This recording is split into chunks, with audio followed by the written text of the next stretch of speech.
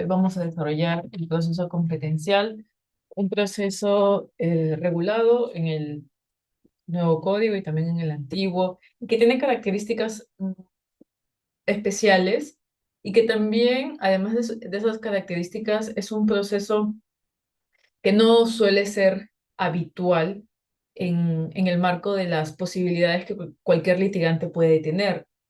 Vamos a ver que es un proceso que se inserta bajo una legitimidad muy especial, por eso que determinadas entidades del Estado únicamente lo pueden activar y ello conlleva, como les digo, a esta afirmación que digo de que no cualquier abogado o abogada va a estar en esta posibilidad en su experiencia profesional de poder plantear esta demanda como una práctica de su quehacer, ¿no? Además, también es un proceso constitucional que requiere revisar algunas cuestiones de derecho constitucional. Cuando hablo de derecho constitucional, me estoy refiriendo a la parte orgánica o a los primeros temas que uno revisa cuando nos exponen la estructura o funcionamiento del Estado, porque este es un proceso que se vincula mucho con estos aspectos, como lo vamos a ver. Dada esas peculiaridades de este proceso competencial, es que en una primera parte vamos a ver algunos aspectos generales. El primero, tratar de recordar el modelo descentralizado de poder que tiene nuestro Estado constitucional en el marco de lo que establece nuestra Carta Magna. Luego vamos a tratar también de establecer algunas características respecto a los principios constitucionales que van a resultar importantes para entender un poco más el funcionamiento de este proceso constitucional. Y como último punto de esta parte general, vamos a explicar rápidamente dentro de la tipología de procesos constitucionales dónde es que se inserta el proceso competencial, para a partir de ello ya exponer las consideraciones propias que se desarrollan en el nuevo Código Procesal Constitucional y que también se han establecido en la jurisprudencia del Tribunal Constitucional en torno a este proceso. Entonces, con lo expuesto, vamos a dar inicio a la sesión que tenemos para el día de hoy. Bien, yo les comentaba, vamos a tratar de abordar cuestiones generales para comprender luego toda la magnitud o las características que tiene este proceso. Como primer tema para llegar a esa finalidad es tratar de identificar o recordar este modelo descentralizado de poder que se ha establecido en nuestra Constitución.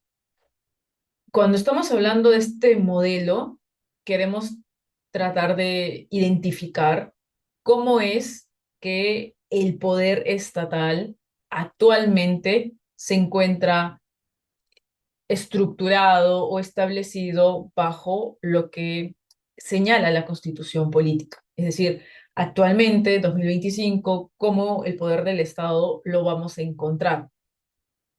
Para poder llegar a una respuesta de esta pregunta o de este tema, hay que remontarnos un poco a algunos antecedentes y recordar que el modelo de Estado que hoy día tenemos es pues producto de un devenir histórico.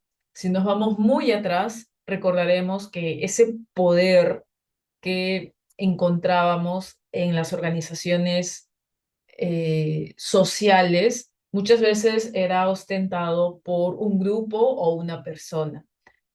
Quizá la organización social en donde hemos visto la concentración de poder en una sola persona nos remonta a recordar la época de los reyes, las monarquías, antes de la creación del Estado liberal propiamente, que se da a fines del siglo XVIII, inicios del siglo XIX. Ese modelo de poder se daba bajo una organización social, política distinta a la que actualmente tenemos. Era un poder concentrado, era un poder incluso sin límites. Sin embargo, cuando se estructura la idea a nivel político y jurídico de lo que es el poder del Estado, ya este poder que es absoluto o ilimitado y que recaía únicamente en una persona, ya se va a ver diferido en más de un centro de poder. Aparecerá entonces la idea de la división de poder, que señala que en un Estado debe de existir más de un poder o una entidad que concentre este poder del Estado.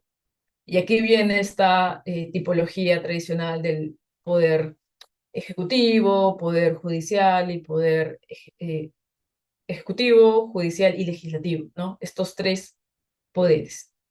Y por ahí es en donde se enmarca esta pregunta de cuál es el modelo de Estado al que se ha adscrito nuestra Constitución y preguntarnos si la titularidad de ese poder del Estado recae en múltiples centros de poder o solo en uno. Ya cuando estamos hablando de un Estado constitucional, como les vengo diciendo, no podemos concebir que el poder recaiga únicamente en un punto, en una persona. Aparece ahí entonces este principio de división de poder, que en un momento vamos a volver sobre este, pero se va tejiendo entonces esta noción de que el poder del Estado tiene que recaer en diversos puntos, porque la lógica es de que no exista un poder más fuerte que otro, sino una suerte de balance, que pueda asegurar incluso no solo la no existencia de este poder absoluto, sino también la garantía y salvaguarda de los derechos de las personas. Porque la lógica del poder dentro de un Estado ahora va a ser limitado. Bajo esa premisa, podemos tener un esquema. Yo les decía, la idea más tradicional de cómo se descentraliza o divide ese poder va a ser poder ejecutivo, judicial o legislativo. Sin embargo, esta idea que se va tejiendo en el siglo XIX, posteriormente va a dar otros pasos hacia adelante, en el sentido de que dentro de la teoría del Estado nos vamos a preguntar si únicamente basta con una división en donde exista la función de ejecutar o administrar, donde exista la función de administrar justicia o donde solo exista la función de crear normas. Es decir, nos vamos a preguntar si dentro del Estado también existen otros poderes que no los identificamos únicamente en estos tres y que van a ser poderes estatales que tienen que recaer en otras entidades. Y a partir de esta noción es el escenario en el cual va a aparecer la idea de los órganos constitucionalmente autónomos, órganos que son equiparables, ¿no? A nivel de jerarquía al poder ejecutivo, judicial, poder legislativo, es decir, tienen un reconocimiento y una protección muy importante dentro de las constituciones. Por eso que les hablo siglo XX, siglo XXI, donde esta idea se va sentando un poco más, pero va a ser un poder del Estado muy específico, distinto al ya clásico poder del Ejecutivo, Judicial o Legislativo, pero vinculado a una atribución o competencia vital para el funcionamiento del Estado. Va a aparecer entonces bajo esta idea de órgano constitucionalmente autónomo, aquellos órganos, por ejemplo, que van a tener como función o atribución el nombramiento de los jueces o fiscales, distinto, claro, al Poder Judicial. Va a ser un órgano totalmente ajeno a este. Va a aparecer también la idea de un órgano que ya no solo administra justicia ordinaria, sino que incluso va a administrar únicamente justicia constitucional. y aparece entonces la idea de los tribunales o las cortes constitucionales como estos órganos constitucionalmente autónomos. Va a aparecer también la idea de un organismo estatal que va a proteger los derechos de las personas y va a velar por la fiscalización de las funciones de los poderes y las otras entidades del Estado. Surge la idea entonces de lo que conocemos como la Defensoría del Pueblo. Va a surgir también la idea de este poder encargado de las funciones o atribuciones en el marco de la justicia electoral o del desarrollo de los procesos electorales. En nuestro caso, dividido en el Jurado Nacional de Elecciones, OMPE y RENIEC. Entonces, dentro del Estado moderno, la división del poder únicamente en administrar o administrar justicia, ejecutar, crear normas, ya no va a ser suficiente y va a aparecer pues en esa estructura del Estado estos órganos constitucionalmente autónomos con funciones y atribuciones que las constituciones le asignan. Cada estado, cabe señalar, así como el Perú, va a tener una estructura propia en la que va a definir o delimitar, identificar estos organismos que están, como les digo, en la misma jerarquía que el Poder Ejecutivo, Judicial o Legislativo, en el sentido de que son órganos vitales para el funcionamiento del Estado, pero que van a tener funciones o atribuciones únicas que implica que solamente ellos lo pueden realizar. En nuestro caso, ya les he venido comentando, como órganos constitucionalmente autónomos tenemos al Tribunal Constitucional, al Ministerio Público, la Defensoría del Pueblo, OMPE, Jurado Nacional de Elecciones, RENIEC, la Junta Nacional de Justicia, el BCR, la Contraloría y la SBS.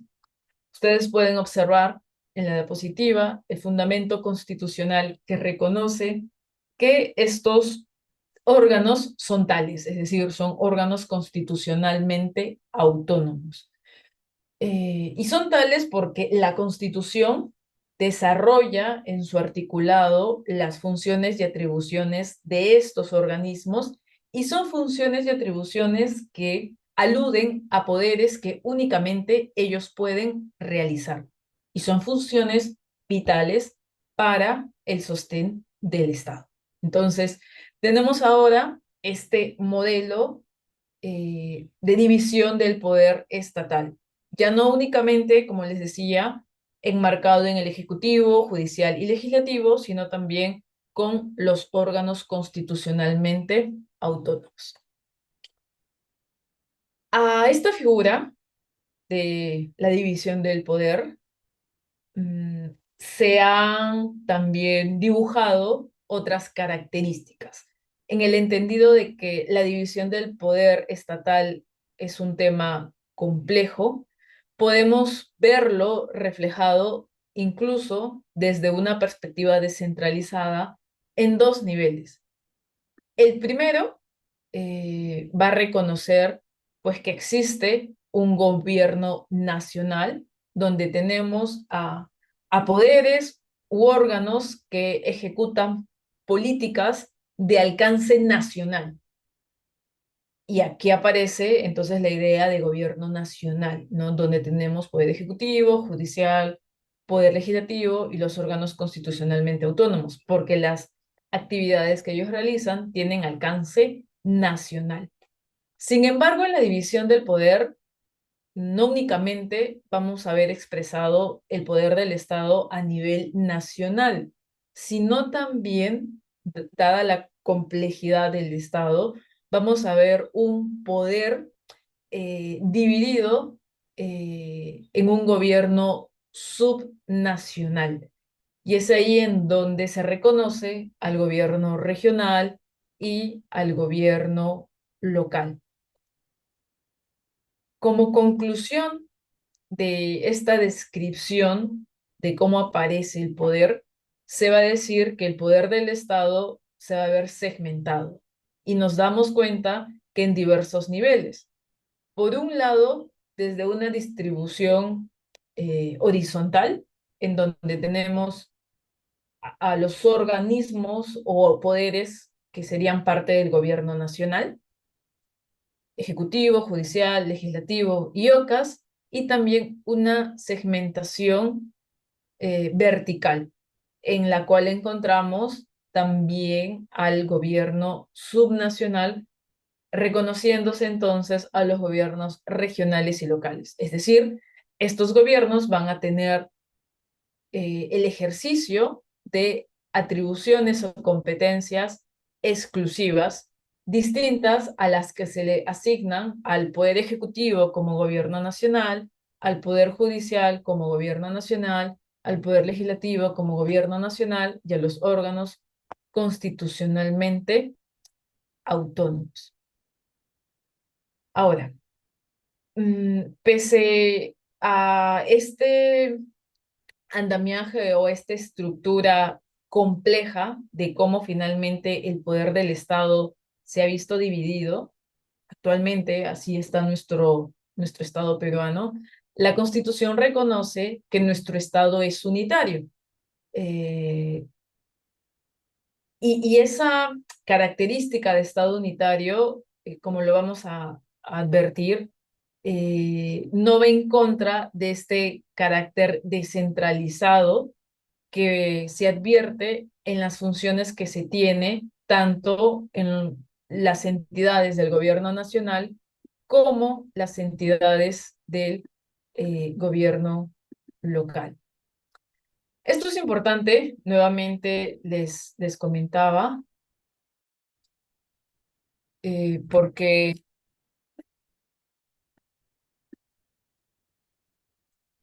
el proceso competencial, como lo vamos a ver en un momento, se vincula a estos organismos y a los poderes que estamos viendo en pantalla. Entonces, va a ser importante que por esa razón recordemos cuáles son los poderes que tiene nuestro Estado, tanto a nivel nacional como también a nivel subnacional, y identifiquemos los órganos constitucionalmente autónomos que nuestra Constitución reconoce. Eso en cuanto al modelo descentralizado de poder que tiene nuestra Constitución. Hasta lo comentado, podemos llegar a la conclusión de que nuestro texto constitucional postula una serie de divisiones del poder del Estado, que es sofisticado, eh, que de hecho supera esta formulación clásica tripartita. Y bueno, en este esquema ya tenemos, voy a retroceder, tenemos esta división que les comentaba, horizontal y vertical, que se avisora también en esta descentralización del poder estatal. Bien, entonces la Constitución finalmente busca con todo esto, nuestra Constitución, dividir el poder bajo una estructura y a cada poder y a cada órgano constitucionalmente autónomo le va a asignar, y esto es importante porque luego nos va a servir para comprender el proceso competencial, les va a asignar competencias exclusivas. ¿Está bien? Competencias que, por ejemplo, únicamente lo puede desarrollar el Poder Legislativo, competencias que únicamente puede desarrollar el Ministerio Público, competencias que únicamente puede desarrollar el Poder Judicial, entre otros. Y claro,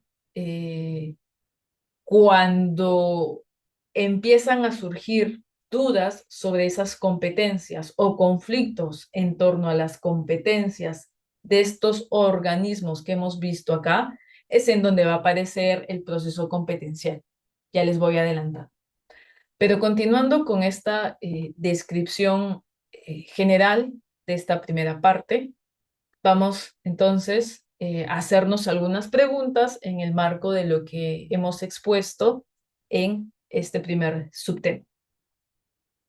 ¿Quién se encarga de nombrar, eh, previo concurso público de méritos y evaluación, de personal a los jueces y fiscales de todos los niveles? Es decir, dentro de la estructura estatal, ¿cuál es ese poder, órgano constitucionalmente autónomo o gobierno subnacional que tiene la competencia de esta función, que es una función exclusiva? En efecto, la Junta Nacional de Justicia. Y eso lo tenemos en el artículo 154 de la Constitución, ¿no es así? Ese poder que es importante para el Estado, porque necesitamos jueces y fiscales nombrados bajo un concurso público y de méritos, lo realiza únicamente la Junta Nacional de Justicia. No lo puede realizar ni el Tribunal Constitucional. La Constitución asigna esa función a un órgano en específico, la Junta Nacional de Justicia. Bajo la misma lógica, hay otra segunda pregunta. ¿Quién aprueba las reformas constitucionales? Es decir, ¿qué poder, qué órgano del Estado tiene como atribución exclusiva poder reformar nuestra Constitución? Y nuevamente, el texto constitucional, como, vamos a ver, eh, por ahí menciona el legislativo, claro, en efecto, eh, Elmer, el Congreso de la República, en este caso, artículo 154, es el único que tiene la facultad de reforma constitucional. De hecho, es tan exclusiva que ni siquiera en una delegación de facultades el Congreso podría delegar este poder al Ejecutivo. Esa es una materia que no puede delegarse, ¿no? Porque como ustedes recordarán, el Congreso de la República, a través de una ley autoritativa, puede permitir al Ejecutivo aprobar normas con rango de ley. Esa norma que aprueba el Ejecutivo se llama decreto legislativo y es producto de esta delegación de facultades que es aprobada por el Pleno del Congreso. Pero, claro, puede delegarle la facultad de crear leyes, pero no le puede delegar la facultad de reformar la Constitución, porque de acuerdo, no es el 154, sino el 206, de acuerdo al artículo 206 de la Constitución, quien reforma el texto constitucional es el Congreso de la República. Hay que mencionar también que el mismo texto constitucional, el 206, también establece otro procedimiento vía referéndum cuando no se llegue a obtener los 2/3 de la votación del Pleno del Congreso.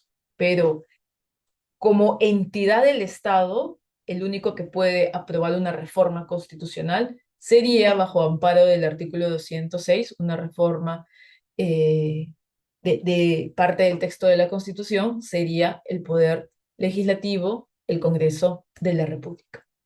¿Quién aprueba las leyes orgánicas de nuestro Estado?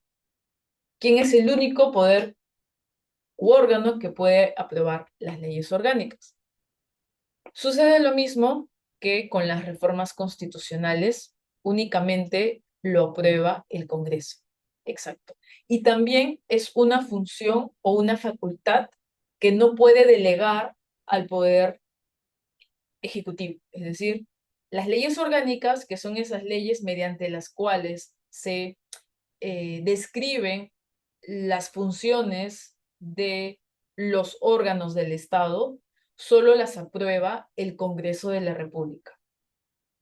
Y finalmente, como una pregunta sobre esta primera parte, les consultaría quién proclama a los candidatos elegidos el resultado del referéndum o de otros tipos de consulta popular o expide las credenciales correspondientes a esos procesos electorales. ¿Qué órgano del Estado? En efecto, como mencionan, el Jurado Nacional de Elecciones. Artículo 178 del texto constitucional. La idea es la siguiente, como ya lo habrán advertido, es muy claro. La Constitución en diversos artículos ha delegado funciones y atribuciones vitales para el funcionamiento del Estado a poderes estatales, los tradicionales, o a organismos constitucionales. Y esa es la lógica de identificar que el poder del Estado está descentralizado o está dividido. Muy bien. Ahora, yo les comentaba que para poder entender un poco la lógica del proceso competencial, es importante también recordar dos principios de la parte orgánica de la Constitución, o uno de ellos, un principio muy importante para la interpretación constitucional. El principio de separación de poderes, que ya lo hemos ido comentando, que el principio que señala que el poder estatal tiene que estar dividido de manera horizontal y vertical, ¿no? A tal punto de reconocer que en el constitucionalismo actual no se acepta un poder ilimitado o más importante que otro. Todos los poderes están en el mismo nivel. Y por otro lado, tenemos un principio que se aplica cuando se interpreta la Constitución. Es el principio de corrección funcional. Un principio que el Tribunal Constitucional ha podido desarrollar en su jurisprudencia de cara al rol o posición del juez constitucional. En ese entonces, en el caso de Lizana Puelles, el Tribunal Constitucional definía este principio como aquel que exige al juez constitucional realizar su labor de interpretación a tal punto de que mediante su interpretación no desvirtúe las funciones o competencias que el constituyente ha asignado a cada uno de los órganos constitucionales, de modo tal que el equilibrio inherente del Estado constitucional como presupuesto del respeto de los derechos fundamentales se encuentre plenamente garantizado. ¿Qué quiere decir esto?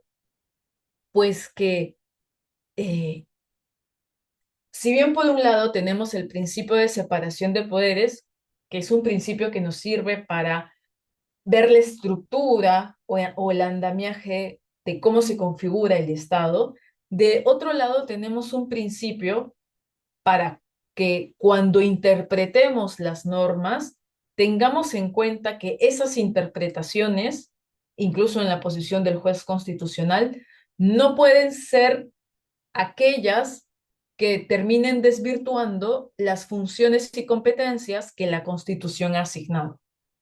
Si vamos a interpretar normas, es importante que esa interpretación siempre respete funciones y competencias que la Constitución define. Por ejemplo, ¿no? Si el Tribunal Constitucional termina resolviendo en un amparo una cuestión en la cual se va a terminar declarando la nulidad de la actuación de un poder o de un órgano constitucionalmente autónomo, el Tribunal Constitucional no podría, en esa sentencia, terminar fallando en el sentido de ejecutar una función que no le pertenece. Debería, pues, en el fallo, establecer los alcances que corresponden para que el órgano competente pueda emitir mm, la actuación que corresponde de acuerdo a sus funciones. Un ejemplo más concreto, y lo hemos visto en varios casos mediáticos. Ante el Tribunal Constitucional puede llegar un habeas corpus contra una resolución que dictó eh, una detención preventiva. Y el Tribunal Constitucional termina diciendo que esa detención fue arbitraria, y la pregunta es, entonces, si va a declarar nulo cierta actuación en el marco de esa detención preventiva. Qué es lo que eh, debería, qué es lo que debería de hacer el Tribunal Constitucional? Dictaminar la liberación de la persona, o exigir al órgano o al poder que tiene la atribución constitucional a volver a realizar la actuación que corresponde en el marco de lo que termine resolviendo en ese caso.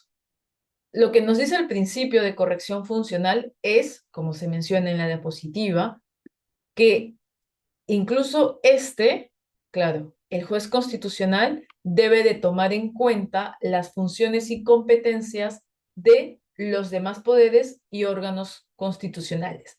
Entonces, si advierte fundamentos o razones para declarar nulo un acto, debería de también determinar que el órgano competente para dicha evaluación, que sería sobre el derecho especializado u ordinario, vuelva a realizar ese análisis o corrija las actuaciones que conllevaron a esa nulidad.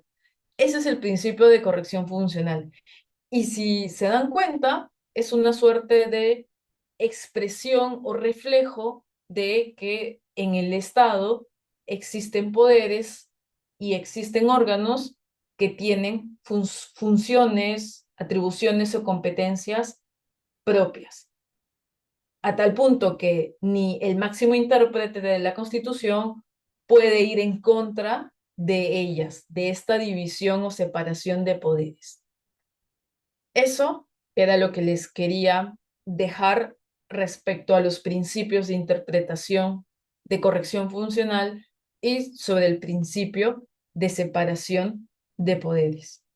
Y ahora vamos a pasar al tercer punto que me interesa identifiquemos para irnos acercando un poco más al proceso competencial. Este tercer punto que también me parece importante es determinar en qué se parece o en qué se diferencia el proceso competencial de los demás procesos constitucionales. Procesos que ustedes han estado viendo en las clases de este curso. En la diapositiva estamos observando tres procesos constitucionales: el de habeas corpus, el proceso de habeas data y el proceso de amparo. Ustedes ya saben que el de habeas corpus es útil para proteger la libertad individual y los derechos conexos, que el habeas data protege dos derechos en específico: el acceso a la información pública y la autodeterminación informativa, y que cada derecho, estos dos derechos, tienen un contenido muy particular, y que el proceso de amparo, distinto a estos otros dos, protege todos los demás derechos que no se han mencionado para el habeas corpus y para el habeas data. La característica de estos tres procesos constitucionales es que son procesos constitucionales de tutela subjetiva o de tutela de derechos fundamentales. ¿Qué quiere decir esto? Que estos tres procesos van a proteger derechos fundamentales de personas. Esta característica no la tienen todos los procesos constitucionales, como los vamos a ver ahora. ¿Por qué? Porque también existen otros procesos que lo que buscan es salvaguardar la validez de las normas o la supremacía de la Constitución. Son procesos constitucionales que buscan realizar un control normativo. Estos procesos constitucionales que se encaminan en este segundo grupo son el proceso de inconstitucionalidad y la acción popular. El proceso de inconstitucionalidad busca realizar un control de las normas que tienen rango de ley. Y ese control normativo es para verificar que las leyes cumplen con los criterios de validez formal y material. De manera muy similar, la acción popular ya aparece como un proceso para realizar un control de las normas que tienen un rango infralegal. Mientras que el proceso de inconstitucionalidad lo ve únicamente el Tribunal Constitucional, la acción popular va a ser vista por la Corte Suprema. pero ambos procesos tienen como característica ser procesos constitucionales de control normativo. Entonces estamos identificando que existen hasta ahora dos tipos de procesos. Los que están de color azul, de tutela de derechos fundamentales, los que son de color rojo, que son procesos de control normativo. Y además, también tenemos el proceso de cumplimiento, un proceso muy singular porque su objetivo no es que mediante este se ejecute un control de normas o se proteja derechos fundamentales. Lo que busca el proceso de cumplimiento es que se acate o ejecuten finalmente normas de carácter legal o un acto administrativo. De alguna manera, lo que busca el proceso de cumplimiento, como dice su nombre, es que se cumpla el derecho, normas con rango legal o actos administrativos.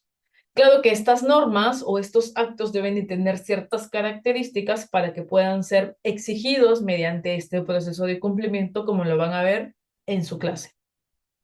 Y finalmente, para cerrar esta lista de procesos constitucionales, aparece el proceso competencial, que se distingue de todos los procesos que hemos mencionado hasta el momento porque es un proceso que va a buscar resolver conflicto sobre competencias o atribuciones. Y como ya se va adelantando en la diapositiva, esas competencias o atribuciones van a ser las competencias o atribuciones de los poderes del Estado, de los órganos constitucionalmente autónomos o de los gobiernos subnacionales, gobierno regional o gobierno local. Ahí, pues, lo que distingue al proceso competencial de los demás procesos constitucionales. Pero finalmente, en algo que sí se parece a esos procesos, es que es un proceso constitucional porque busca proteger algo que la Constitución regula. ¿Qué es lo que busca proteger? La división, separación de poderes, busca proteger las competencias y atribuciones que la Constitución ha asignado en esa estructura estatal que vimos en un inicio. Y con esta introducción, pues vamos a pasar, ahora sí, a estudiar al proceso competencial, que como estamos viendo, es un proceso que se enmarca para dar solución al conflicto de competencias o atribuciones. Y claro, ya el nombre y lo que acabamos de señalar nos dice que el legislador, al momento de regular este proceso constitucional, ha identificado una realidad que aparece eh, en la estructura o en la mirada estatal de la división del poder. Y es que en ese esquema de distribución del poder estatal van a aparecer conflictos o van a surgir zonas grises en donde los poderes o los órganos constitucionalmente autónomos no van a tener claridad sobre qué funciones o atribuciones pueden realizar. Y pues el objeto de este proceso es dar solución a esas controversias. Entonces, estamos ante un mecanismo que sirve o tiene utilidad para definir las competencias estatales previstas por la Constitución a fin de cautelar ese principio de separación o distribución del poder. Bien.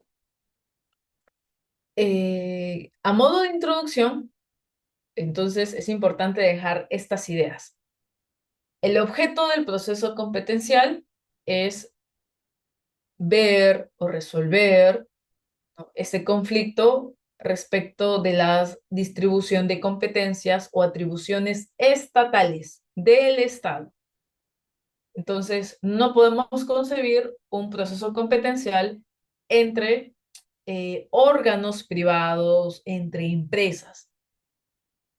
Estas entidades están fuera del alcance del proceso competencial, porque desde un inicio, por eso hemos hablado de la división o de la descentralización del poder estatal, porque por ahí el objeto del proceso competencial se encamina. El sustento de que se haya tejido este proceso competencial a nivel de derecho comparado y nacional es pues que se busca tutelar finalmente mediante el principio de separación de poderes. El poder del Estado está dividido y hay que identificarlo y clarificarlo para resguardar este principio constitucional. ¿Y cómo se estructura? ¿Cómo se va a ejecutar finalmente este proceso constitucional? Pues de la siguiente manera, ¿no? Van a existir algunos presupuestos muy importantes que debemos de conocer. Uno va a ser de carácter subjetivo y otro de carácter objetivo. Subjetivo va a aludir a quienes pueden verse en esta situación de conflicto, es decir, qué órganos, qué poderes o qué entidades del Estado finalmente van a aparecer frente a un conflicto competencial o ante un proceso competencial. Y el presupuesto objetivo tiene que ver con la materia de controversia que aparece entre estos organismos del Estado. Sobre lo primero, es decir, ¿cuáles son las partes que se involucran en un conflicto competencial? Para responder a esa pregunta, hay que también hacer la consulta de quiénes tendrían esa legitimidad especial para presentar una demanda competencial. Y también habría que preguntarnos contra quién puede ser esa demanda competencial. Para responder el primer presupuesto, entonces vamos a abordar el tema de la legitimidad. En primer lugar, los que tienen legitimidad para presentar una demanda competencial son pues el Poder Ejecutivo, Poder Judicial, Poder Legislativo. Pero como ya hemos mencionado, las competencias y atribuciones del Estado no únicamente recaen en estos tres. También aparecen los órganos constitucionalmente autónomos, es decir, ellos también pueden presentar un conflicto competencial, una demanda o pueden estar inmersos en un proceso competencial. Recordemos cuáles son esos organismos constitucionalmente autónomos: el Banco Central de Reserva del Perú, la Junta Nacional de Justicia, la Contraloría General, la Defensoría del Pueblo, el Ministerio Público, el Jurado Nacional de Elecciones, la Oficina Nacional de Procesos Electorales, OMPE, el Registro Nacional de Identificación y Estado Civil, RENIEC, la Superintendencia de Banca, Seguros y Administración y Administradora Privada de Fondos de Pensiones, la SBS. Y también mencionábamos que además de los órganos constitucionalmente autónomos, el gobierno regional y el gobierno local. ¿Está bien? Entonces, en esta estructura eh, que al inicio presentábamos, eh, su relevancia recaía en el punto de la legitimidad que ahora estamos viendo en el proceso competencial. Los poderes y órganos constitucionalmente autónomos y los gobiernos subnacionales son aquellos que tienen la legitimidad para presentar un proceso competencial contra cualquiera de otro de los organismos que aparece actualmente Y como lo vamos a ver en un momento, en el presupuesto, vamos a retroceder un poco, en el presupuesto objetivo, estos poderes u organismos van a verse involucrados en un conflicto de competencias porque las funciones o atribuciones que tienen a su cargo pueden estar poco claras o pueden estar en controversia con otro poder o con otro organismo constitucionalmente autónomo. Algo que yo quisiera preguntarles en el marco de la legitimidad es, ¿y qué sucede con el Tribunal Constitucional? Porque ojo que el Tribunal Constitucional también es un órgano constitucionalmente autónomo. Eh, ¿Por qué no aparece o no aparecía en esta diapositiva? Eh, y es que la respuesta a esta pregunta que les estoy planteando se va a responder, en efecto, como señala José, en el sentido de que la función o la atribución que finalmente tiene el Tribunal Constitucional es pues hacerse cargo del conflicto competencial. Por eso que no aparece como un OCA con legitimidad para presentar una demanda competencial, porque va a ser el Tribunal Constitucional el que va a tener la competencia para conocer y resolver esos conflictos que se suscitan sobre las competencias o atribuciones de los poderes del Estado o los órganos constitucionalmente autónomos o de los gobiernos subnacionales. Claro, en efecto, al tener esa atribución o competencia, es que lo vamos a tener que retirar, pese a ser un OCA, de la lista de las entidades que tendrían esta legitimidad. Bien,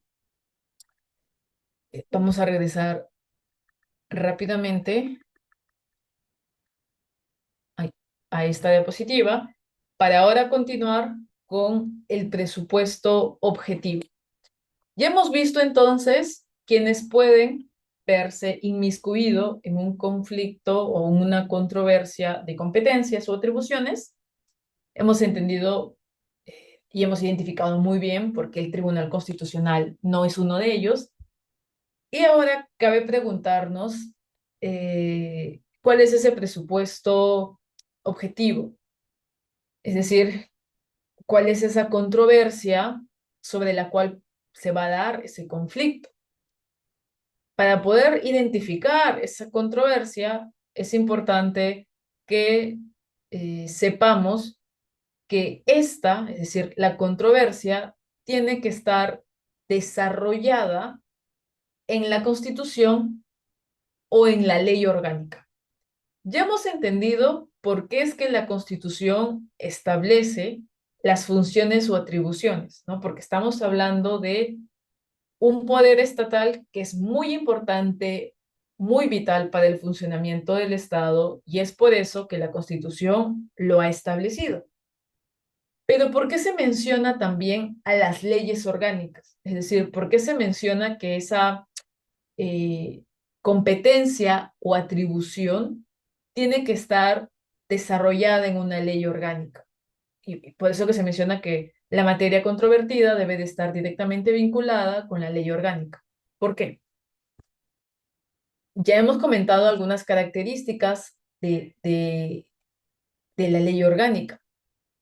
Eh, y claro, ojo, la ley orgánica tiene rango legal, pero la ley orgánica tiene una característica, a ver si se acuerdan, que la distingue de una ley cualquiera, una ley ordinaria, digamos, que también tiene rango legal. ¿Quién recuerda?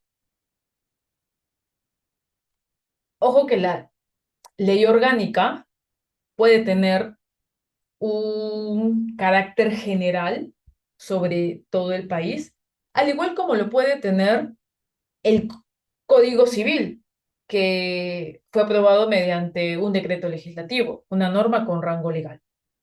Pero ¿qué distingue la ley orgánica de las demás leyes o de las demás normas con rango legal? Porque es una ley muy importante para el estudio del conflicto o del proceso competencial.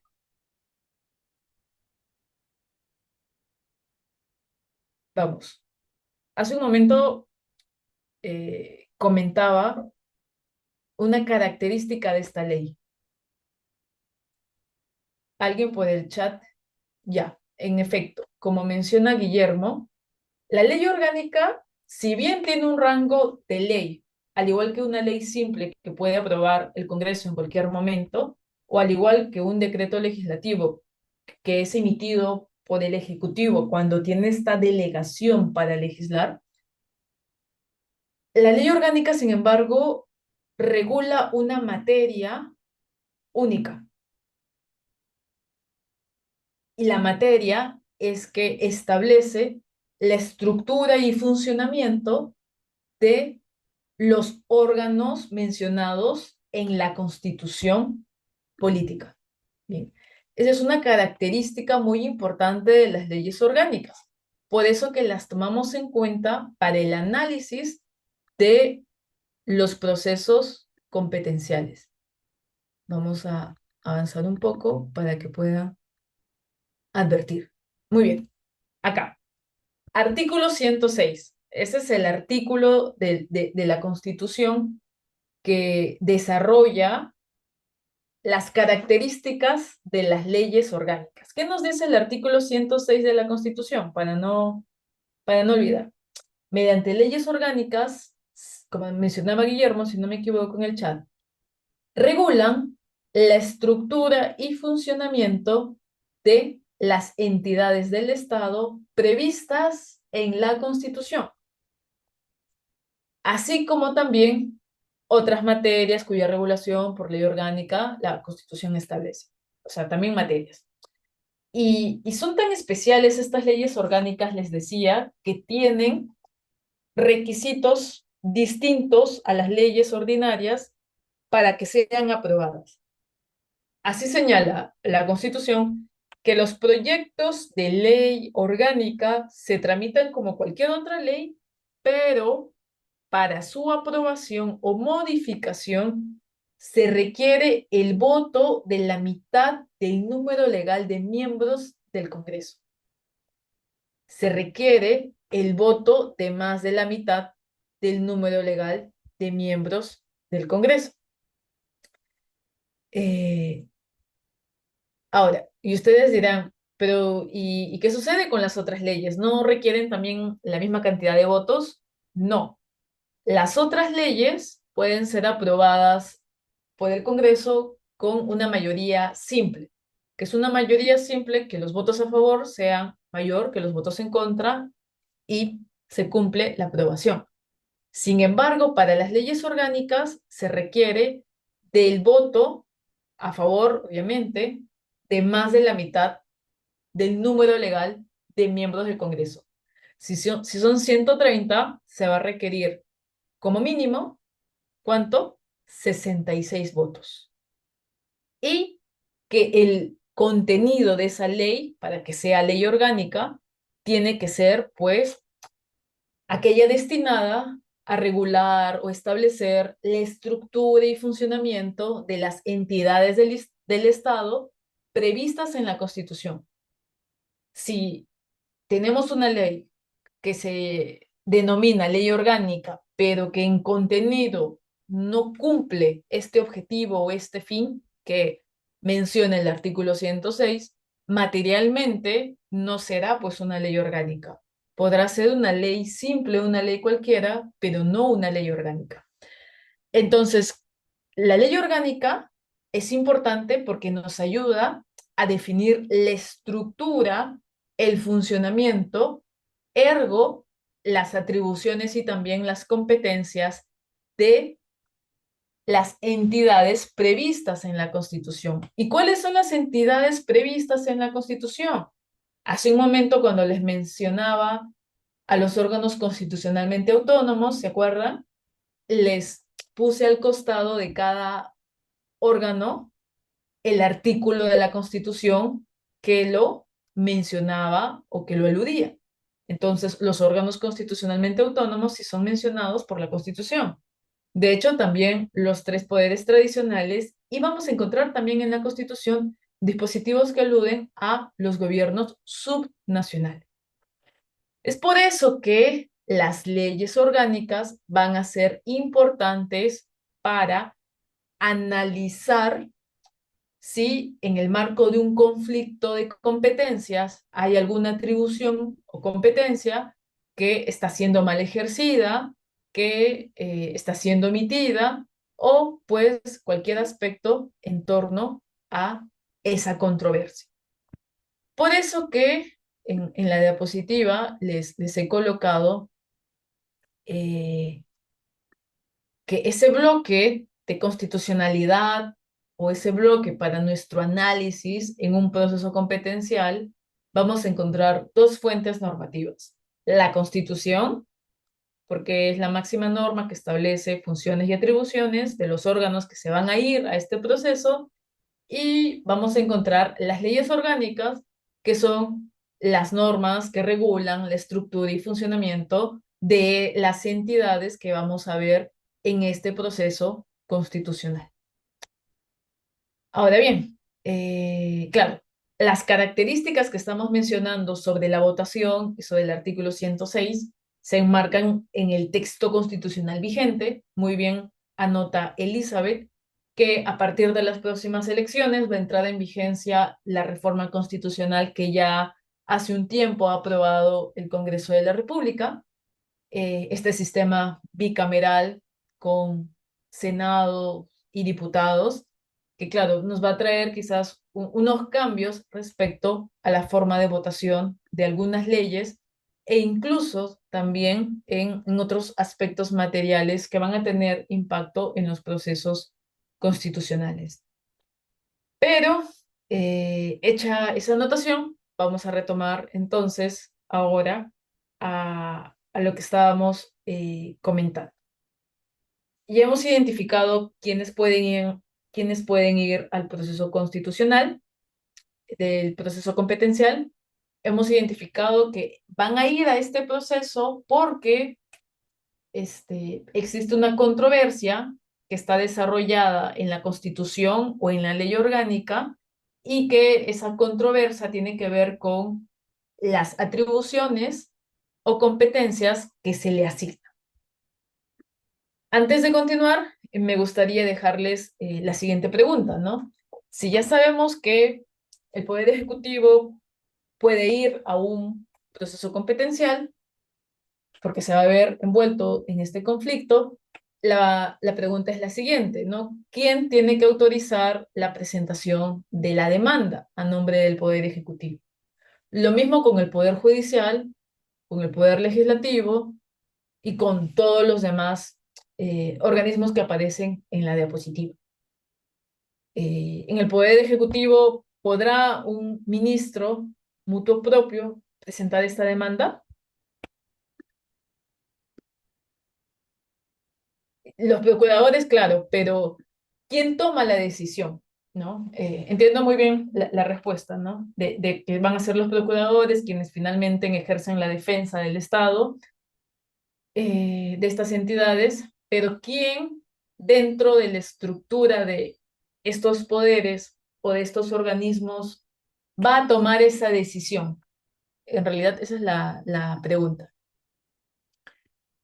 En el caso del Poder Ejecutivo, va a tener que ser una decisión evaluada por el Consejo de Ministros. Porque recuerden, el Consejo de Ministros, los ministros asumen responsabilidad sobre las decisiones del presidente, entonces tiene que ser una valoración del Consejo. En el caso del Poder Judicial, sucede lo mismo. ¿Es así? También tiene que ser, en este caso, eh, claro, no únicamente el presidente del Poder Judicial, sino también tiene que ser el Consejo del Poder Judicial el que apruebe esa decisión. En el caso del Poder Legislativo, no puede ser únicamente el presidente del Congreso de la República, sino que tiene que ser una decisión tomada por el Pleno del Congreso de la República. Y habría que hacer el mismo análisis con los demás órganos constitucionalmente autónomos. Si el órgano tiene un pleno, va a tener que ser el pleno el que decida el presentar esa demanda. Si va a tener un único titular, pues el titular es quien, esa persona va a ser la que va a tomar esa decisión. Entonces va a depender mucho de cómo se organiza o se compone la estructura de ese poder dentro del organismo o entidad del Estado. En el caso de, pregunta interesante, los gobiernos locales, ¿quiénes creen van a tomar esta decisión? ¿Quiénes toman las decisiones a nivel de los gobiernos locales? En efecto, el Consejo Municipal. Entonces, en los foros respectivos de cada poder u organismo u órgano constitucionalmente autónomo se tiene que valorar esa decisión ante una eventual presentación de una demanda competencial. Ahora, ¿qué tipo de conflicto puede presentarse para tratar de identificar las diversas posibilidades que vamos a encontrar? Dentro de la jurisprudencia y la doctrina constitucional se ha hecho una división en dos tipos. Se señala que el conflicto puede ser de atribuciones o de competencias. Va a ser un conflicto de atribuciones si es que los que aparecen en esta contienda son los poderes o los órganos constitucionalmente autónomos que veíamos en un inicio en el esquema de la distribución del poder a nivel horizontal. Recordemos, ¿no? Acá dice horizontal. Y cuando veíamos, acá está, cuando veíamos esta diapositiva, quienes aparecen a nivel horizontal es el Poder Ejecutivo, Judicial, Legislativo y los órganos constitucionalmente autónomos. Entonces, si la controversia es entre estos poderes u órganos constitucionalmente autónomos, entonces el conflicto se va a denominar conflicto de atribuciones, ¿bien? Porque aparece a nivel horizontal.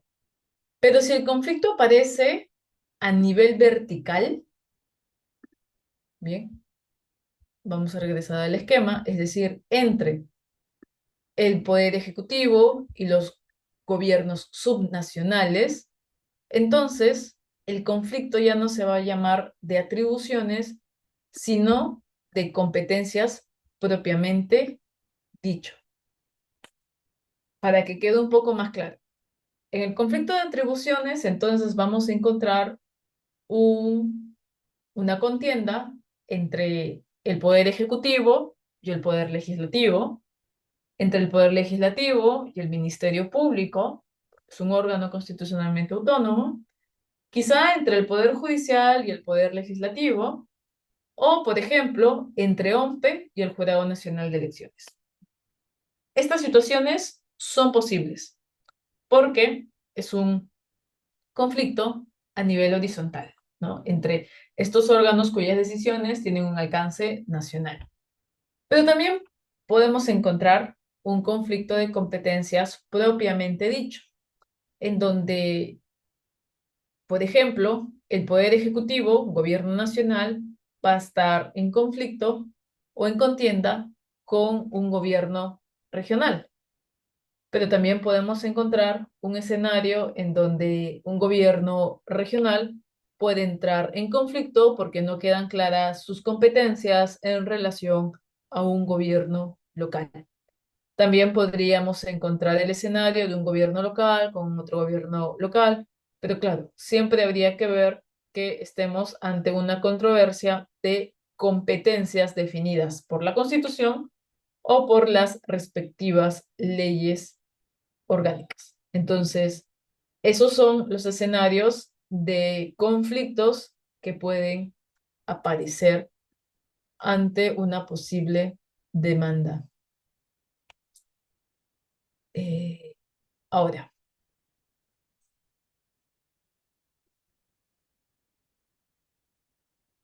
ese conflicto, que ya sabemos de qué manera puede presentarse y entre quiénes, puede ser de dos tipos, positivo o negativo. Y lo vamos a primero tratar de definir de manera muy amplia. Positivo porque hay una acción, una actuación de un poder o un organismo estatal que está entrando en conflicto con la atribución o competencia de otro poder u organismo. Y negativo porque alguien está omitiendo realizar una actuación en el marco de sus funciones, competencias o atribuciones, y esa omisión está perjudicando o impactando en las competencias o atribuciones de otro poder o de otro organismo estatal. Más o menos esa es la distinción. Pero vamos a encontrar algunas peculiaridades respecto a cómo cada uno de estos conflictos va a desarrollarse. En el conflicto positivo, por ejemplo, se dice que hay dos tipos, al igual que en el conflicto negativo, de hecho. El clásico y el conflicto por menoscabo de atribuciones. El clásico es aquel conflicto que responde a la idea que ya les he adelantado, ¿no?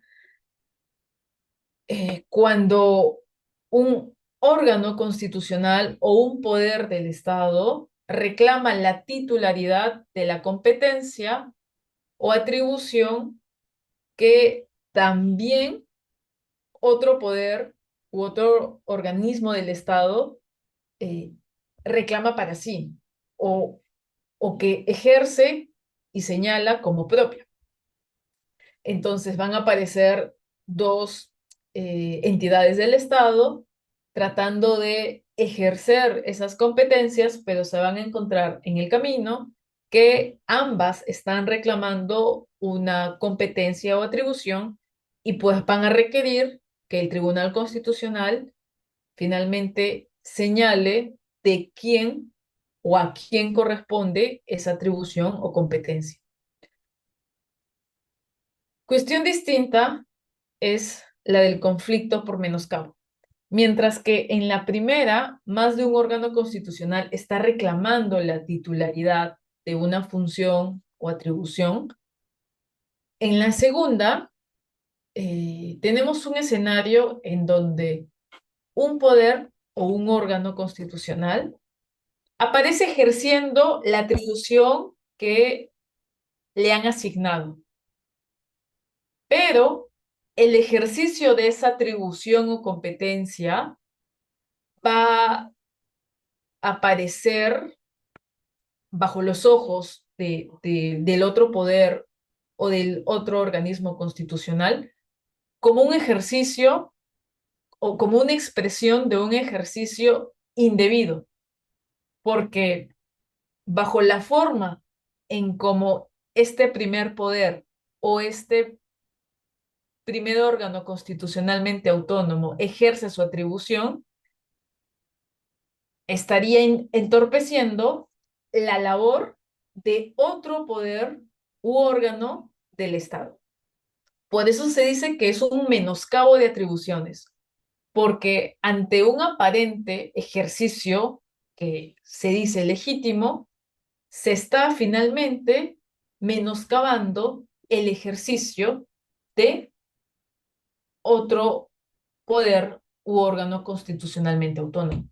No es que aparecen dos entidades del Estado reclamando una competencia o una atribución, sino que más bien el afectado por el ejercicio de una atribución va a señalar que ese ejercicio es inconstitucional porque no le permite ejercer sus propias atribuciones. Bien. Y de otro lado, tenemos al conflicto negativo. El clásico se presenta cuando más de un órgano constitucional se considera incompetente para llevar a cabo una determinada función estatal. Es decir, nadie quiere asumir una función o una competencia y pues el conflicto se da porque alguien tiene que asumirla.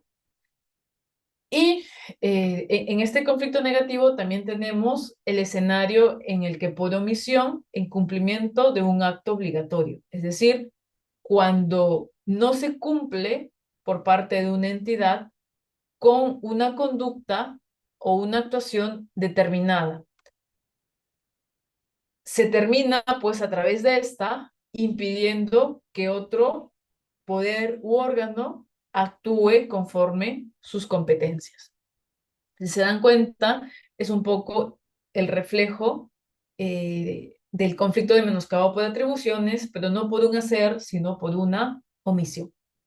Vamos a ver ahora eh, dos casos o dos hechos y vamos a tratar de identificar si estamos ante un conflicto positivo o un conflicto negativo. Bien, para tratar de que se nos queden estos conceptos. En el primer caso tenemos la siguiente situación. A ver, la Municipalidad Distrital de Barranco interpone una demanda de conflicto de competencias. ¿Por qué puede la Municipalidad de Barranco? Porque pertenece pues al gobierno subnacional, en este caso al gobierno local. El conflicto de competencias es contra quién? El Poder Ejecutivo. Y ya hemos mencionado que ese sería un conflicto de competencia. Concretamente, contra el Ministerio de Vivienda, Construcción y Saneamiento, porque este estaría afectando las atribuciones exclusivas respecto al establecimiento de parámetros urbanísticos y edificatorios que le corresponde a la Municipalidad Metropolitana de Lima y a la Municipalidad de Barranco, de acuerdo a lo establecido en el numeral 1 del artículo 79 de la Ley Orgánica de Municipalidades, ¿no? Es importante señalar esta ley porque, como nos damos cuenta, es una ley orgánica y es aquella ley que establece las funciones y atribuciones de las entidades del Estado. La pregunta sería, ¿qué tipo de conflicto identificamos? ¿Positivo o negativo?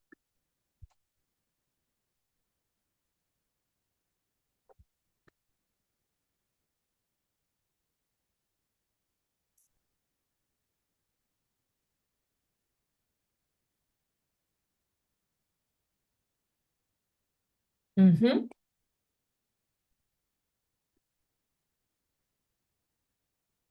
Positivo, exacto. ¿Clásico o por menoscabo? Y ya por ahí Pedro ha dicho que es el clásico,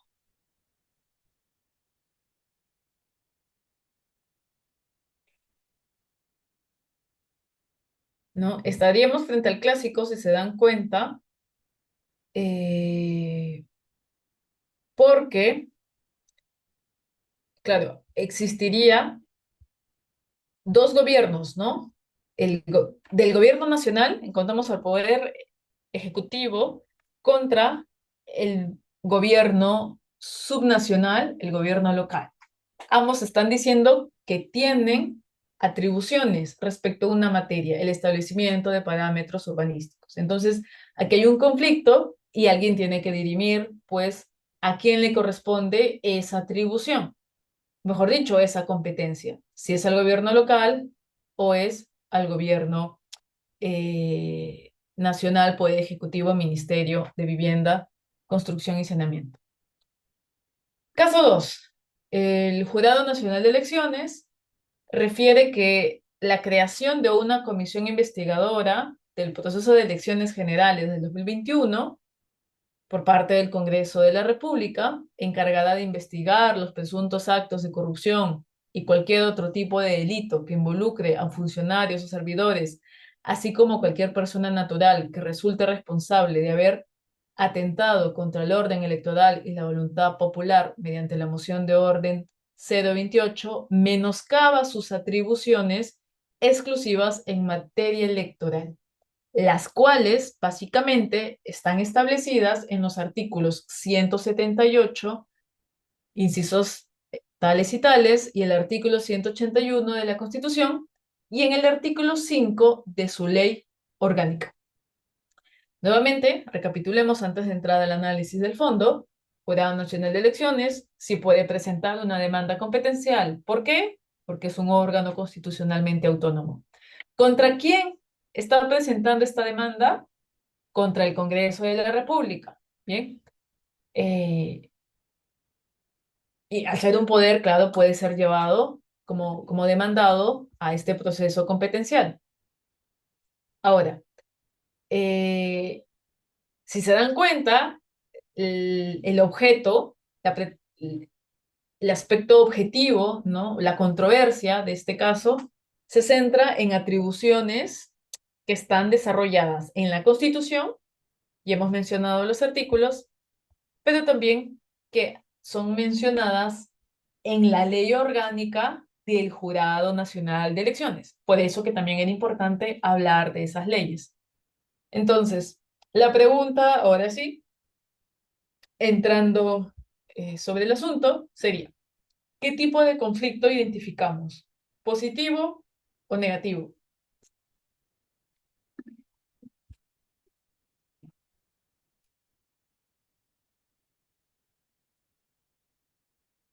¿Positivo o negativo? Acuérdense, el Jurado Nacional de Elecciones refiere que la creación de una comisión por parte del Congreso, encargada de menoscaba sus atribuciones exclusivas en materia electoral. Entonces, ¿cuál sería? Acá sí hay dos posiciones. Están entre negativo y positivo. Entonces, el objetivo, claro, de estos casos es hacer esas aclaraciones. Y vamos a tratar nuevamente de repasar los conceptos que tenemos en la diapositiva. Ojo, han mencionado por ahí mm, el positivo. Entiendo que quienes mencionan el positivo están pensando en el menoscabo de atribuciones, que dice que se da cuando una entidad estatal, al ejercer indebidamente sus competencias, entorpece la labor de otra sin haber invadido en rigor la esfera de sus competencias. Es decir, que yo ejerciendo una atribución que en principio me pertenece, terminó impidiendo o dificultando que otra entidad ejerza sus competencias y funciones de manera exclusiva. Y de otro lado tenemos el conflicto negativo, que se da cuando un organismo se considera incompetente para realizar una función o atribución, es decir, no le corresponde, o cuando hay una omisión en el cumplimiento de una función, competencia o atribución que le corresponde, pero esa omisión, ese no hacer, termina impactando en el ejercicio de una función o atribución de otra entidad. Es decir, mientras que en la primera, una entidad hace algo, en la segunda hay una entidad que omite a realizar una función o atribución. Entonces, ¿en cuál de esos escenarios nos encontramos? Hay un hacer, si se dan cuenta, ¿no? ¿Quién está realizando una actuación? El Congreso de la República. ¿Cuál es esa actuación? El haber creado una comisión. Lo que está diciendo el Jurado Nacional de Elecciones es que la creación de esa comisión, es decir, supuestamente la manifestación de la atribución que tiene el Congreso de crear comisiones en abstracto, le va a afectar. ¿Pero por qué le va a afectar? Porque es una investigación que quiere, perdón, es una comisión que quiere investigar una materia que linda con una competencia exclusiva que tiene el Jurado Nacional de Elecciones. Entonces, estamos ante un hacer más que ante una omisión. Ese hacer es una conducta que despliega un poder del Estado en este caso.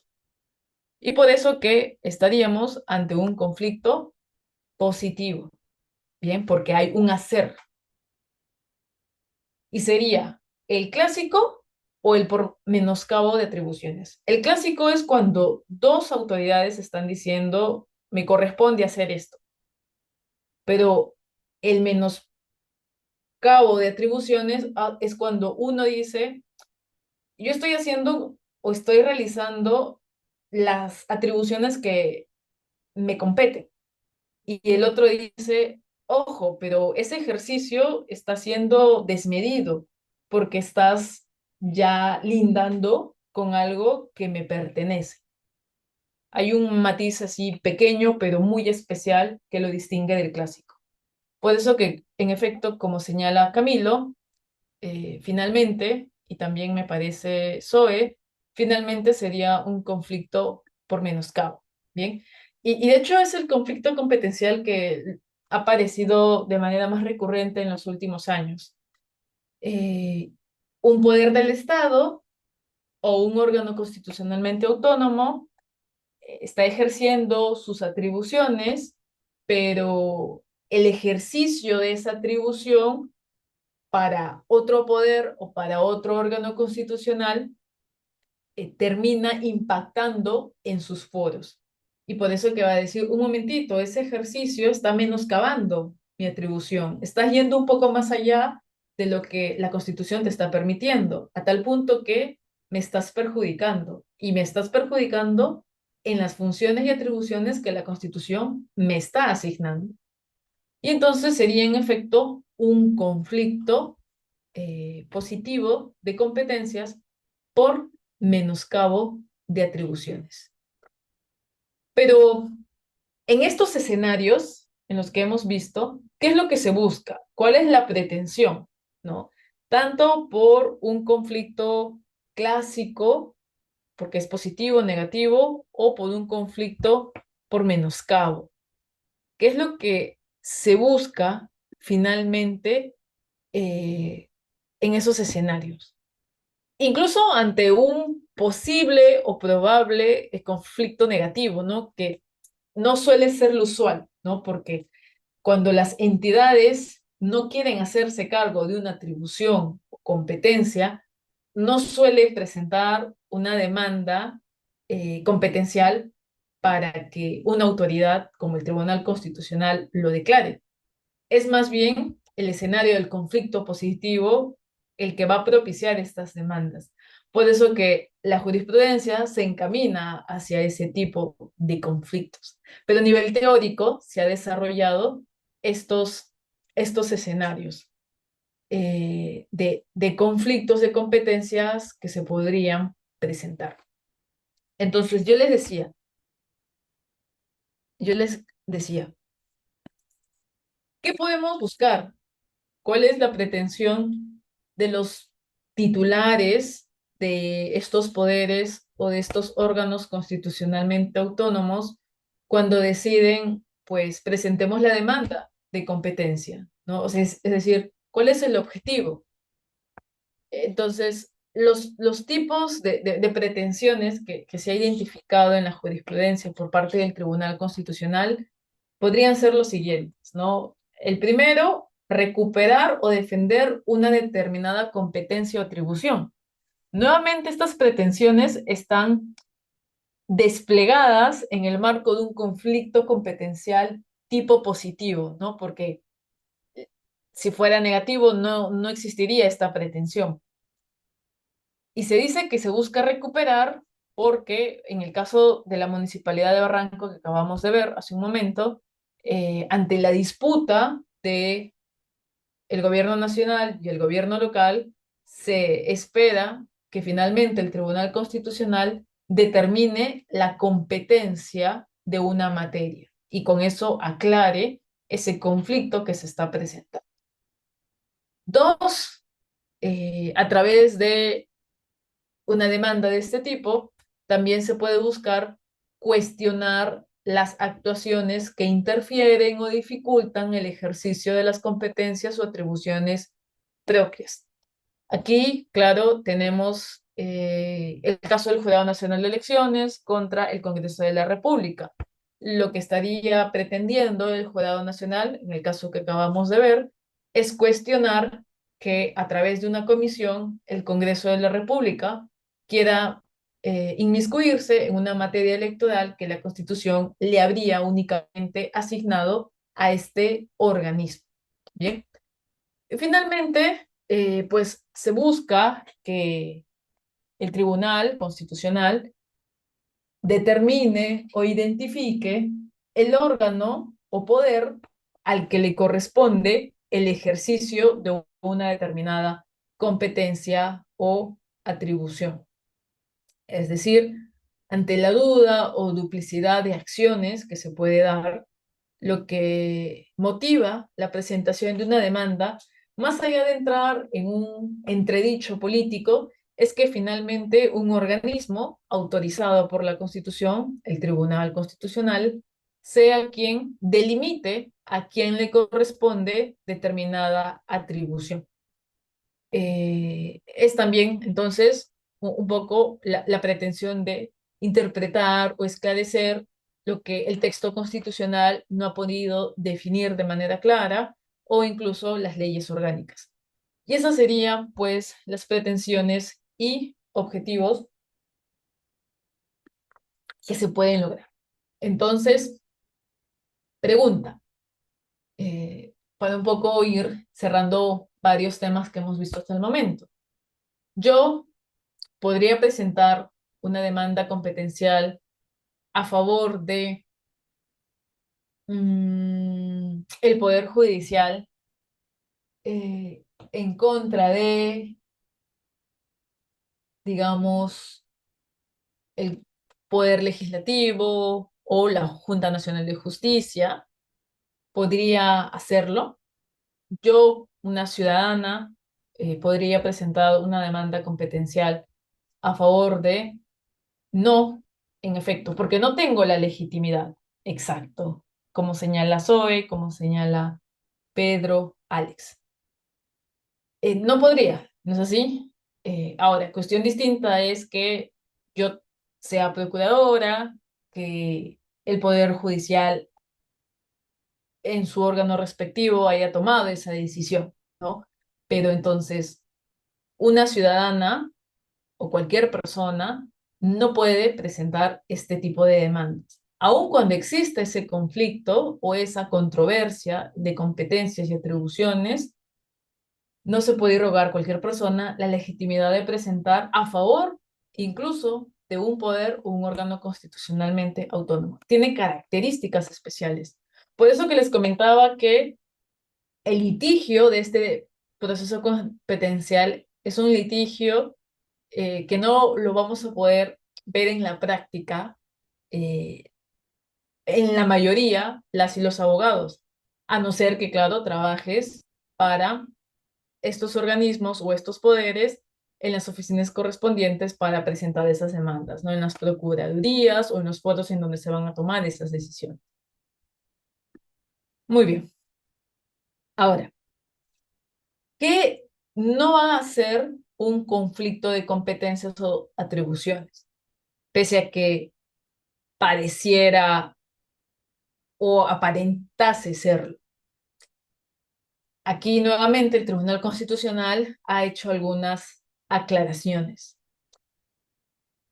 El primero o el más típico, ¿no? Ya ha mencionado el Tribunal Constitucional que si el conflicto de atribuciones y competencias versara en el marco de una norma de rango de ley, el tribunal ha declarado que la vía más adecuada para ese caso no sería el proceso competencial, sino el proceso de inconstitucionalidad.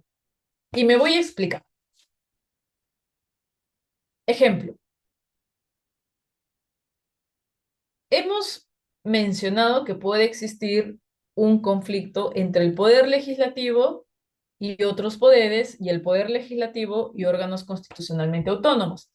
De hecho, nuevamente regresando en el caso del Jurado Nacional de Elecciones, ¿qué actuación del legislativo era lo que entraba en específico menoscabo de atribuciones con el Jurado Nacional de Elecciones? ¿Se acuerdan? La creación de una comisión investigadora. Porque claro, investigar es una función propia del Congreso de la República.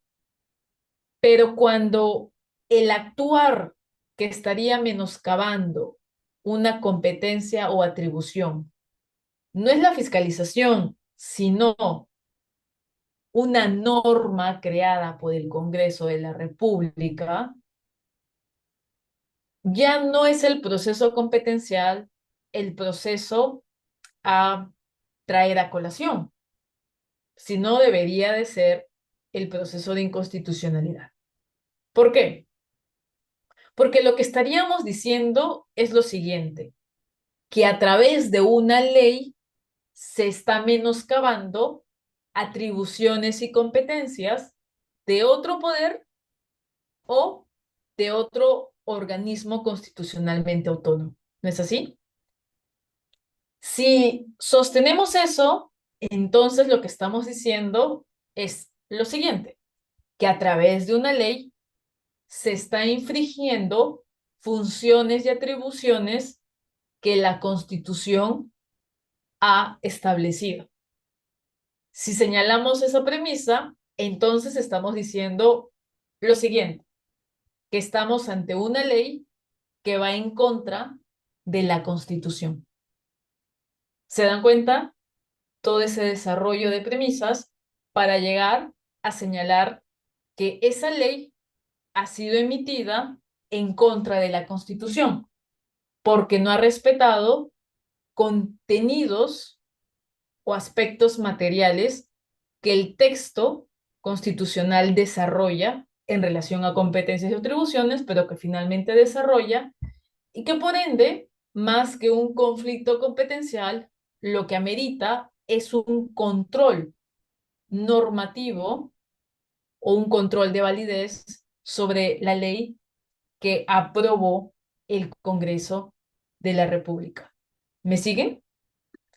Es un escenario, digamos, complejo, pero lo que sostiene es de que, dado que lo que finalmente se avisora es una ley en contra de la Constitución y lo que se va a buscar es invalidar esta ley o sacarla del sistema jurídico porque está yendo en contra de funciones y atribuciones que la Constitución establece, pues sacar una norma del sistema jurídico no es una pretensión que yo puedo lograr a través del proceso competencial.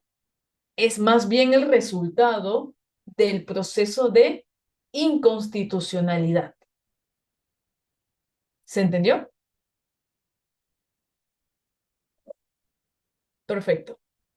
Entonces, si la actuación que estamos cuestionando del Poder Legislativo, del Congreso, es haber creado una ley que irrumpe funciones o atribuciones de otro poder o de otro organismo del Estado, proceso competencial, no, sino más bien proceso de inconstitucionalidad. Otros escenarios en donde tampoco vamos a poder usar el proceso competencial. Primero, cuando se cuestionan atribuciones asignadas al propio Tribunal Constitucional.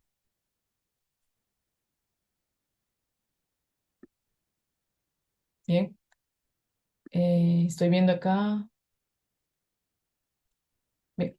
Entonces, cuando se cuestiona una atribución del Tribunal Constitucional, por ejemplo, ser competente para ver una materia en algún proceso, eso tampoco puede entrar en un conflicto competencial. ¿Por qué? Porque ya hemos dicho que el Tribunal Constitucional no puede ser una de las partes para verse inmiscuido en un proceso competencial, porque la Constitución le ha delegado el encargarse del control de la Constitución, ergo del control de las funciones y atribuciones que establece el propio texto constitucional. Entonces, los los cuestionamientos sobre lo que le corresponde al tribunal no es objeto de una demanda competencial. Dos, la asignación de competencias determinadas a través de una norma de rango de ley. Ya por ahí hemos mencionado que en ese caso, claro, en el caso de la asignación de competencias a través de una norma de rango de ley, ojo, no de una norma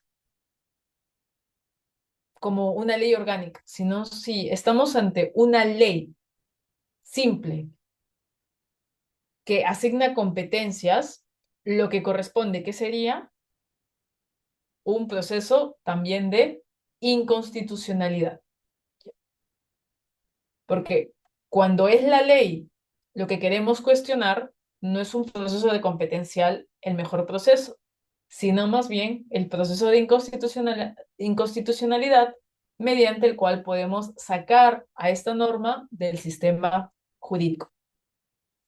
Ahora, antes de continuar, hay unas preguntas en el chat eh, destinadas a preguntar si con todo lo que se va señalando se puede cuestionar las decisiones del Tribunal Constitucional. Aquí, bueno, se pueden tejer varias respuestas, pero a nivel formal, la Constitución ha delegado finalmente al Tribunal Constitucional como el órgano de cierre del sistema de la justicia constitucional. Y en el caso de del conflicto competencial propiamente, claro, también se le ha sacado para que pueda ser cuestionado incluso en el marco del ejercicio de sus atribuciones, porque la Constitución parte de que este organismo o este órgano constitucionalmente autónomo va a ejercer sus funciones de la manera correcta. ¿Qué pasa si una persona, un justiciable, se siente perjudicado por la decisión del Tribunal Constitucional, por un amparo, por un proceso competencial? No sería la persona, ¿no? Porque el afectado es el poder o el organismo. Pero si es una persona, en el caso de una demanda de habeas corpus, de amparo, claro, la persona como individuo, en efecto, como se menciona en el chat, puede recurrir a una justicia internacional alegando que después de haber agotado las instancias internas, la satisfacción de sus derechos no se han visto pues garantizados. Sin embargo, claro, sin embargo, esta lógica se centra en la búsqueda de tutela de personas. Lo que nosotros hemos estado desarrollando hasta el momento, si han podido percatarse, es un tema de funciones y atribuciones que no recaen en personas. La Constitución y las leyes han buscado tejer este proceso competencial porque lo que se busca es garantizar atribuciones y competencias de la Constitución, pero en el marco de una entidad. Por eso que los procesos competenciales, si ustedes van a ir a la jurisprudencia del tribunal, va a ser poder legislativo versus poder ejecutivo. Defensoría del Pueblo versus Poder Judicial, porque son entidades las que se presentan en esta instancia. Bien, ahora, retomando a nuestro tema, para ya ir cerrando la sesión del día de hoy. Otro escenario que no aparece como un supuesto de conflicto de competencias o atribuciones es cuando la controversia se centra en un tema de demarcación territorial. Bien, esa materia no tiene que ver con una función establecida en la Constitución política. Es una cuestión que más bien tiene que ver con las facultades que tiene el poder ejecutivo y que, claro, se van a ver ajenas a ser llevadas a esta instancia del proceso competencial. Así tampoco se puede usar este proceso para cuestionar o impugnar las resoluciones judiciales, es decir, el Poder Ejecutivo, tratando de proteger a él o la presidenta de la República, no podría presentar una demanda competencial para cuestionar una sentencia del Poder Judicial, ¿no? Esto como una idea general y amplia. Porque claro, para cuestionar las resoluciones judiciales existen determinados recursos que se han especificado de acuerdo a la materia y a las leyes previstas para ello. Vamos a correr acá un poco. Entonces, si queremos o en algún momento tienen la oportunidad de presentar este tipo de demandas o de tener a la vista este tipo de casos, habría que hacer un test. En primer lugar, definir las competencias que tienen las entidades o los poderes inmersos en este conflicto, establecer cómo han ejercido estas entidades esas competencias y, en tercer lugar, determinar la interrelación entre las competencias de cada entidad de origen constitucional, ¿no? Para, a través de ese análisis, ver a quién le corresponde el ejercicio de determinada competencia o atribución o quién se está excediendo de esa competencia o atribución. En el marco también de este proceso constitucional se han establecido principios que van a ayudar a resolver estos conflictos. Por ejemplo, el principio de unidad, el principio de competencia, el principio de efecto útil y poderes implícitos, el principio de progresividad en la asignación de competencias y transferencias de recursos. Acá les estoy dejando algunas definiciones. Son principios que en la jurisprudencia han aplicado para tratar de resolver estos casos. Me interesa que podamos avanzar un poco para regresar o detenernos quizá en un último caso.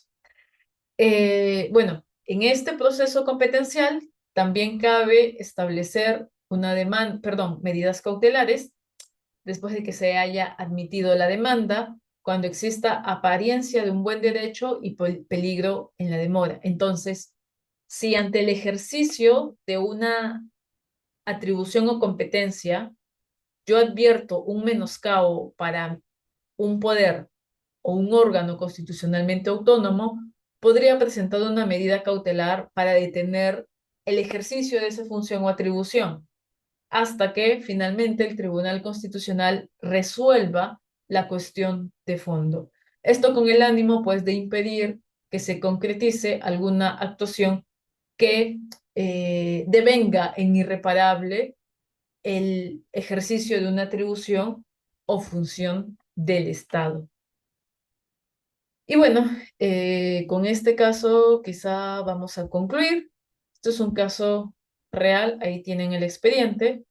La Municipalidad Distrital de Paco Arpata del Departamento de Arequipa interpone una demanda de conflicto competencial contra la Comisión de Acceso al Mercado del Instituto Nacional de Defensa de Competencia y de Protección de la Propiedad Intelectual. Es un caso nuevamente de un expediente antiguo, pero tiene una finalidad didáctica. Bien, primer análisis, ¿sería procedente o no? Es decir, quienes aparecen inmersos en este conflicto competencial son entidades con legitimidad para estar en ella.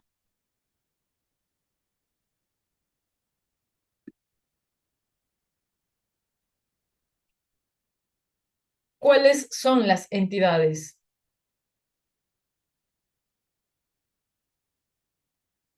Acuérdense, hay que analizar a ambos, al demandante y al que es demandado.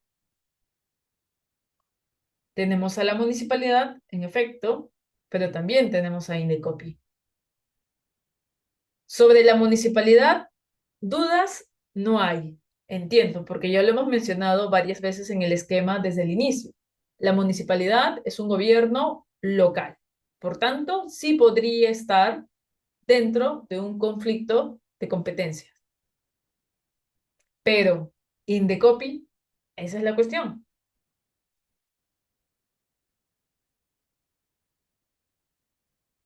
Por ahí se van tejiendo respuestas.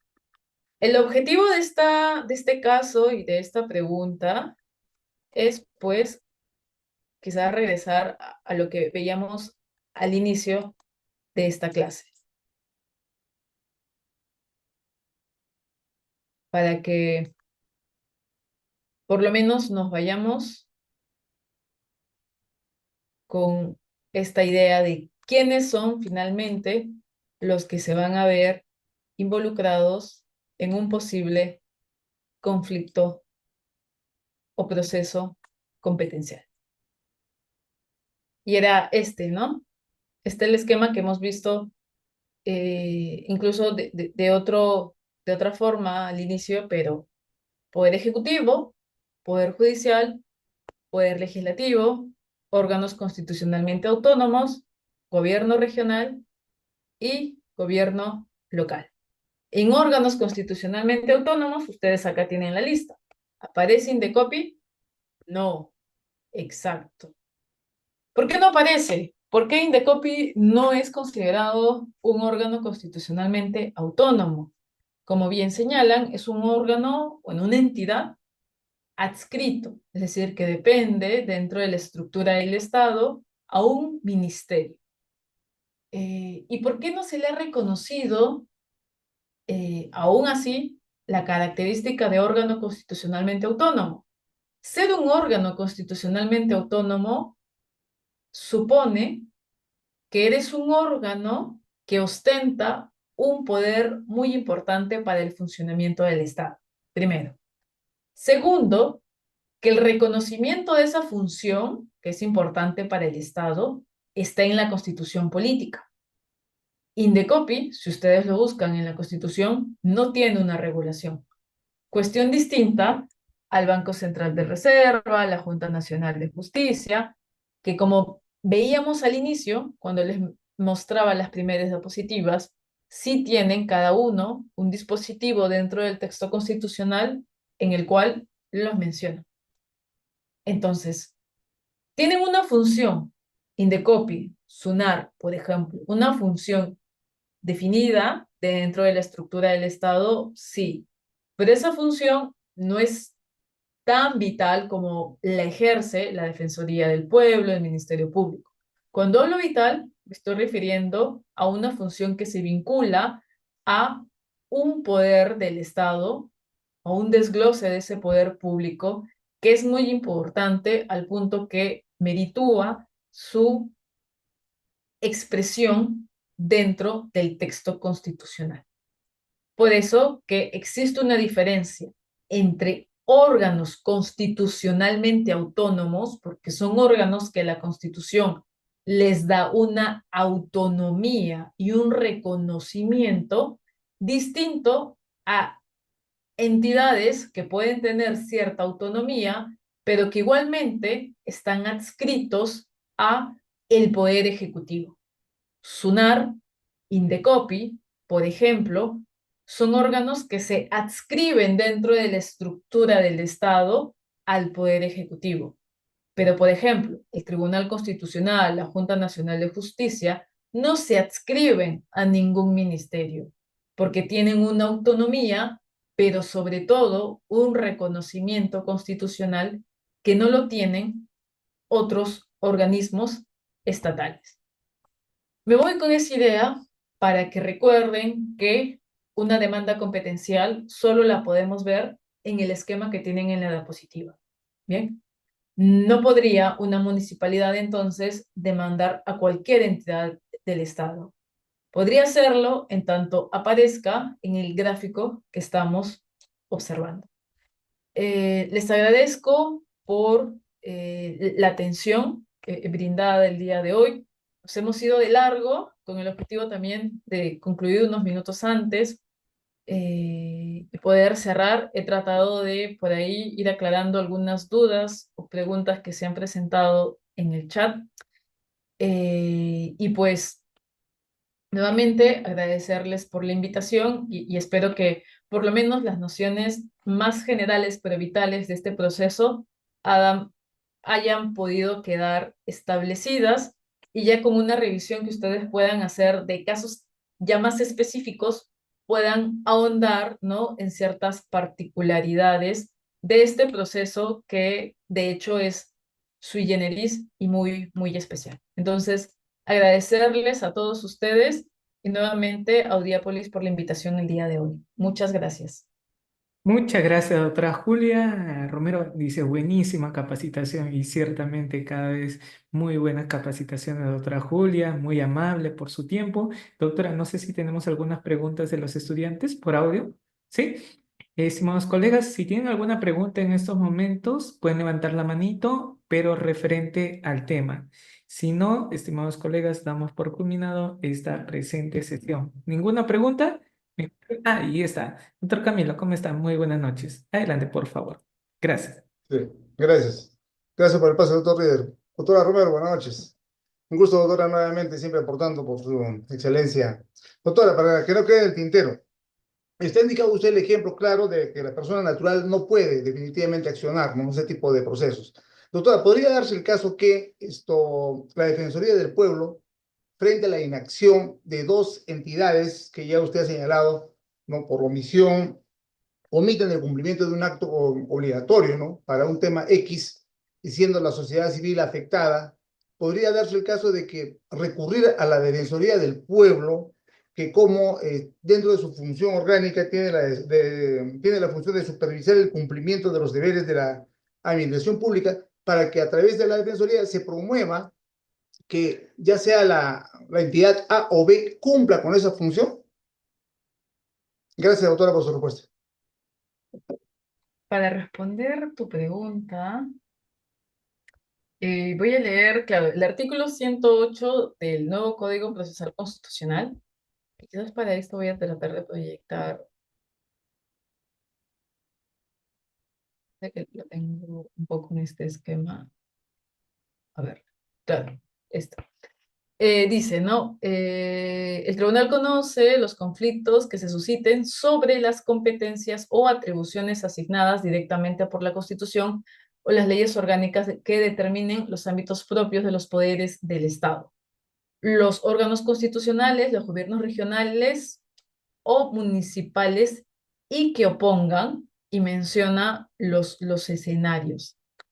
Y claro, en esa descripción de quienes tienen la legitimación, se menciona, por ejemplo, a los órganos constitucionalmente autónomos y se menciona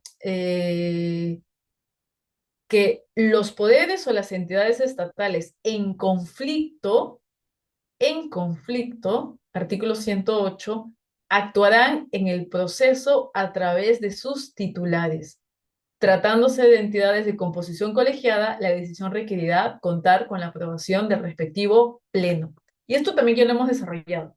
Pero si se dan cuenta, lo que dice el nuevo código, y también replicando lo que estaba en el código anterior, es las entidades en conflicto. Me gustaría hacer un acento en esas frases, porque ya nos adelanta el texto una respuesta a lo que ha planteado el doctor.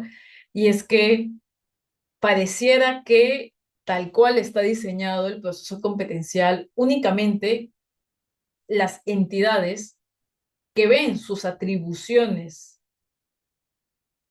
en menoscabo o en colisión con el ejercicio de una atribución de otra entidad pueden accionar a este proceso.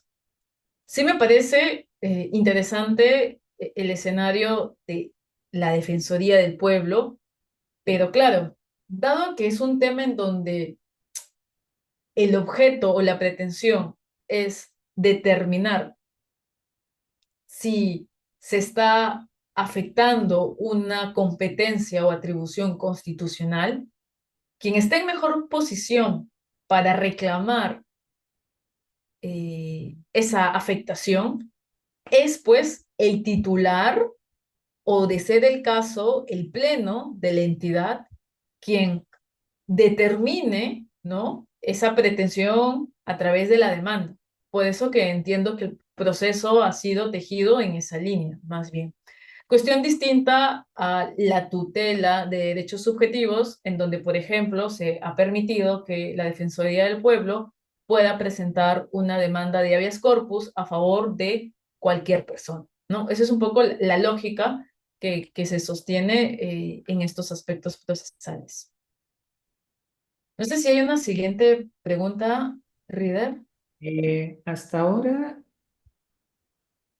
no tenemos, tengo a Irving, pero tiene cámara apagada. Ya saben, estimados colegas, con Uriápolis tienes que tener cámara prendida, ¿sí? Muy bien, presumo que no tiene para su cámara prendida. Doctora Julia Romero, muchas gracias nuevamente por darnos parte de su valioso tiempo, muy buenos conocimientos que nos trae a Uriápolis. Que tenga un excelente inicio de semana y que Dios la siga bendiciendo. Bien, muchas gracias y me despido. Hasta una próxima oportunidad.